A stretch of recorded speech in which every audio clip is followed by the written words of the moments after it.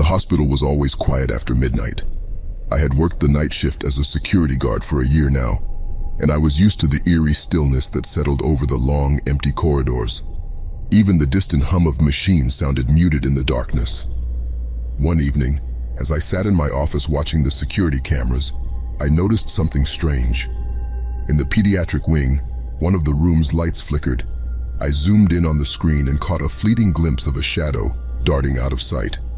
Probably just a glitch, I thought, trying to brush off the uneasy feeling that had settled in my stomach. Around 2 a.m., my radio crackled to life. It was the nurse from the pediatric wing. "Hey, there's this weird noise coming from one of the rooms. Can you come check it out?" Grabbing my flashlight, I headed over. The hallway was even quieter than usual, and I could hear my footsteps echo eerily. When I reached the room the nurse had mentioned, I froze. The door was ajar, and soft lullaby music emanated from within. But the room was supposed to be empty. Pushing the door open slowly, I scanned the dimly lit room. A small music box sat on a bedside table, its tiny ballerina spinning to a hauntingly slow rendition of Brahms' lullaby. I turned it off and did a quick sweep, finding no one. As I turned to leave, I heard a giggle, a child's giggle, clear and high-pitched, echoing in the quiet room. Whirling around, my flashlight beam caught the faint outline of a little girl, her pale face barely visible in the darkness. She looked at me with hollow eyes, her lips moving silently as though she was trying to tell me something. I took a step towards her, but she vanished, leaving nothing but a chilling cold in her wake. Stunned, I ran out of the room, my heart pounding in my chest. I decided to confide in Lisa, the oldest nurse on the floor. She'd been working there for decades and surely would know if something strange was going on. She listened to my tale, her face growing increasingly pale. "You saw her," she whispered, her voice trembling. "The little girl who died in that room years ago. They say her spirit roams the corridors, looking for her mother." I shuddered, suddenly feeling the weight of the hospital's long and troubled history.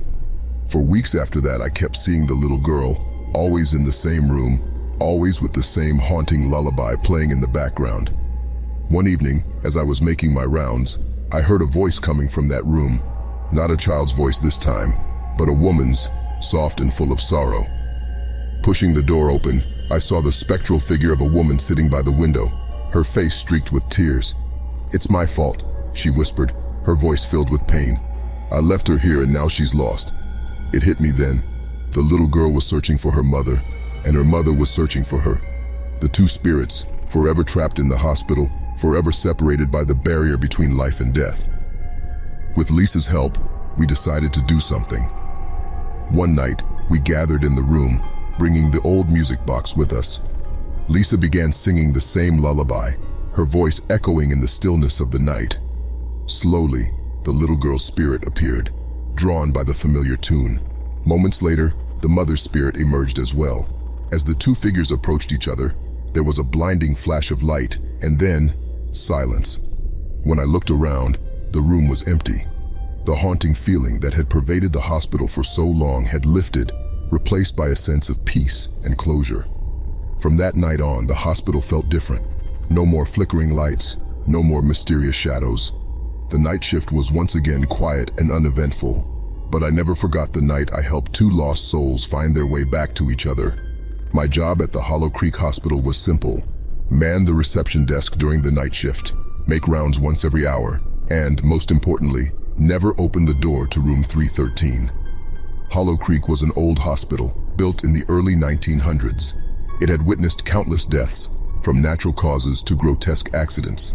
The hospital's older wing, especially room 313, was kept shut, its door marked by faded yellow tape that read, "Do not enter."